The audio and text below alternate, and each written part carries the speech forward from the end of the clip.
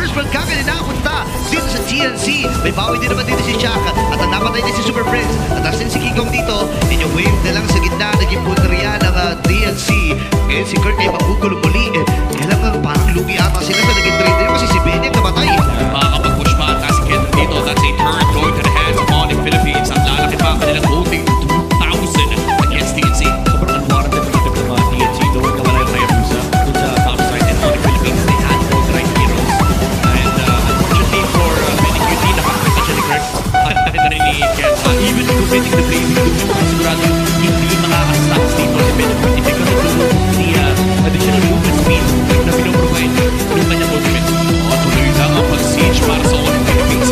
Parang hindi nakakahanap ng malalaking ring sa TNC Pro Team. But this time around, may cross-top rate naman. Torres sa baba para sa Torres sa taas. Mukhang makakapag-work pa nga si Benny QT at si Lancy. So kahit pa paano, no, may nahanap ang side ng TNC Pro Team habang nakita na ang dalawa dito sa may bandang gitna. Wala pang malaking teamfight na nagaganap pero 15 seconds bago lumabas ang pangatlo at huling pagong ng larong ito. Ito na ba yung oras na dapat makahanap na ng teamfight ng TNC? Yeah, they need to at this point. Super massive na farm ni Kelra. Again, hindi naman ganun malaking problema for TNC to actually find it out in terms of scaling. Kasi once na lumabas naman na yung mga blade armor ay magtutusa dito Claude. But you can also say the same thing for TNC. In fact, dalawa yung kakountering ng blade armor nila. If Kirk and Boost was able to find those items, si Lancy and si Benny QT will be heavily reduced in terms of the damage for this. Even si Zayda. Nagsasayawan na nga dito para sa pag-tuloy ng ito. Hawakan nila Kirk pero manlilig na pabalik para sa TNC Pro Team. Tuloy mo mga tulong pa lang. Nagsinasa'yo na na napakatagal. Ngayon, Miss Mia Pagsewa, meron hindi na gagawin. Nasiwan pa ito ng TNC at ng PH. Ngayon si King Kong pa rin. Ang nagtagumpay sa mag-go. Dito naman ay nakita ko ni Super Prince. At ako pa sila ng kill. Si Captain at magiginig. Mabibitin ba ni BMI? Inabitawan na rin dito ni Kelra. Habang sabay ba ng itaas, may plato rin si Sainz at i-flow na. Yung wave na yun. Pero nandun yung dark wave din. Na isasagot dito ni Kirk. Habang nangyayari mga bagay na yun ay napasag na sa Torres sa gitna. Napakalaki ng growth ng gold lead mula sa exchange na yun from 2,000 to 4,000 at sisilipin na nga natin ang ating Infinix in-game equipment. Karamihan ng pera ay nasa kamay ni King Kong. Sobrang iba sa identity ng Onyx. So pwede pala yung ganitong laro ng Onyx na hindi sila aggressive. Tahimik lang, slow burn, macro lang yung laro ng Onyx Philippines dito. And rightfully so kasi upper bracket slot yung pinaglalaban mo. You take it slow and you take it the guaranteed way. Hindi niya pa nakuha. Hindi na kuha sa kanyang purple. Pero nakasanib namin yung Black Knight. Kirk dito ay yung atas sa build na likod. May ipinig. Duwelen. Yung Purify na gamit na. At si Bruce yung papa na buhay. Biko naman may Super Prince. At Saida ay napatay sa kamay dito ng King Kong. Apat na miyembro na naman dito na para sa TNC. May mga Ricos din na binibitawan. Dito si King Kong at ang buong kupunan ng Onyx ay malaya na ata makuha yung Torres ay may bandang gitna. Kulang pa ata ang damage si Kuya Benny QT dito. Wala pa sa grupo. TNC Pro Team na kaya nilang tumimfight.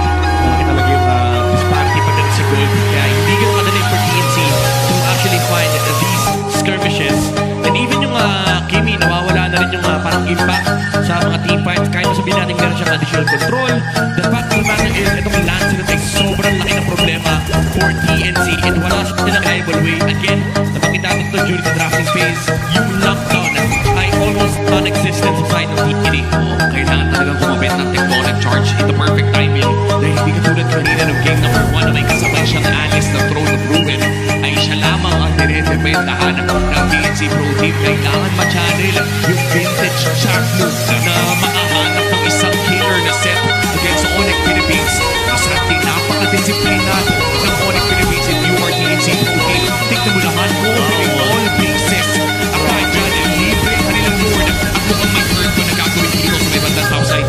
Naiiwan na nila sa King Kong. Kaya mo na yan. Hindi sa may top lane. Ang laki kasi nung lead nila men 7,000. I don't think TNC is willing to fight into Onyx right now. Kaya ganito yung dalaw ng Onyx kasi ina-abuso nila ngayon ang kapangitan ng TNC. At saka wala rin silang option kung lalaban sila doon.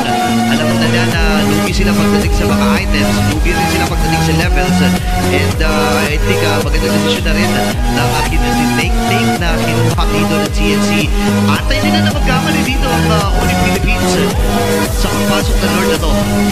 At yun talaga ang win condition na titira sa TNC. Bukod sa patagalin ng larong ito, kailangan nilang hintayin na magkamali ang Onyx Philippines. Pero napakahirap kasi na antayin magkamali yung isang world champion na naghahanap ng upper bracket slot.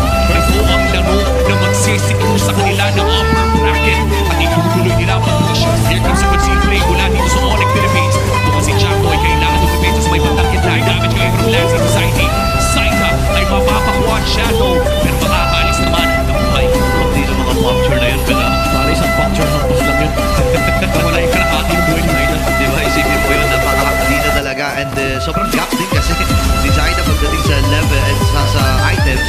So para bang kailangan isipin ng TNC ngayon kung paano mo protektahan ni Chaco itong mga miyembro. At kasama niya dito sa Phoenix Army, Beacon ay nagamit din ni Super Prince.